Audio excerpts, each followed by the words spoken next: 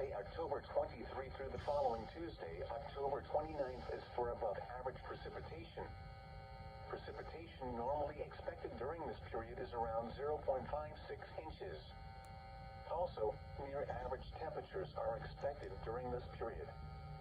The average high temperatures are in the upper 40s to lower 50s, while average lows are in the upper 20s to lower 30s.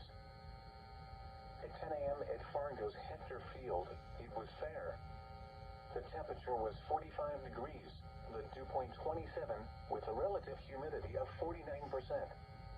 The wind was south at 16 miles an hour, gusting to 28. The pressure was 30.16 inches and falling. At the Moorhead Airport, it was fair. The temperature was 45 degrees, the dew point 27, with a relative humidity of 49%. The wind was south at 20 miles an hour, gusting to 26. The pressure was 30.18 inches and falling. Elsewhere across North Dakota, it was 43 at Prosper, 45.